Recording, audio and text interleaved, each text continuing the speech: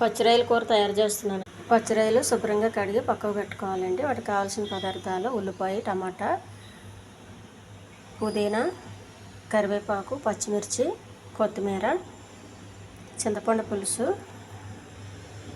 నూనె, గరం మసాలా, అల్లం వెల్లుల్లి పేస్టు, పసుపు, కారం, ఉప్పు వేసి పెట్టుకోవాలండి. స్టవ్ పైన కొద్దిగా నూనె, రొయ్యలు కదండి నీసే వాసన ఎక్కువ వస్తుంది, అందుకని కొంచెం ఒక 3 స్పూన్లు వేసాను. ఈ స్పూన్తో ఉల్లిపాయలు అండి, కోసి పెట్టుకున్న ఉల్లిపాయలు, పచ్చిమిరపకాయలు, కొంచెం కరివేపాకు,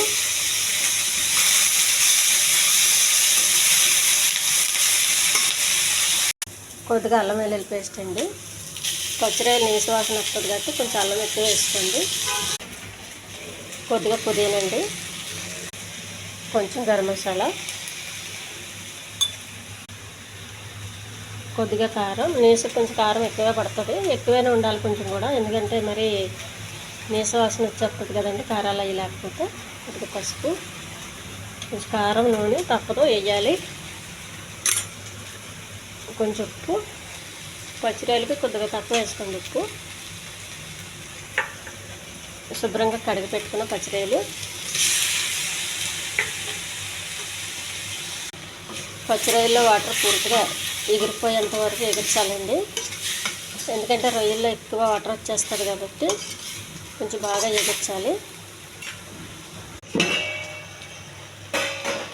పచ్చిరొయ్యల వాటర్తో మొత్తం ఎగిరిపోయిందండి. పెట్టుకున్న టమాటా,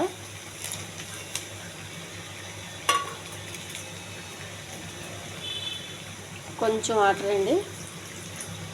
ఆ పచ్చిరొయ్యలోంచి వచ్చే వాటర్తోనే చాలా మటుకి ఉడికిపోయింది రొయ్య, ఇంకెక్కువ నీళ్ళు వేసే అవసరం లేదండి.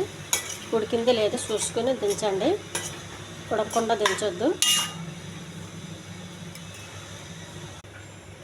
కొద్దిగా మనకి వాటర్ ఎక్కువ కావాలంటే కొంచెం ఎక్కువ వేసుకోవాలండి.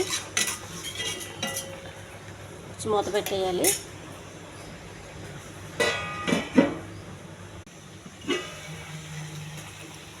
పచ్చిరొయ్యల కూర ఉడికిపోయిందండి.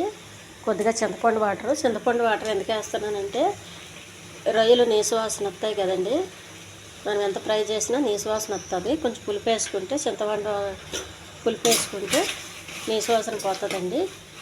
ఈ ఛానల్ నచ్చితే సబ్స్క్రైబ్ చేయండి, షేర్ చేయండి, లైక్ చేయండి, కామెంట్ చేయండి.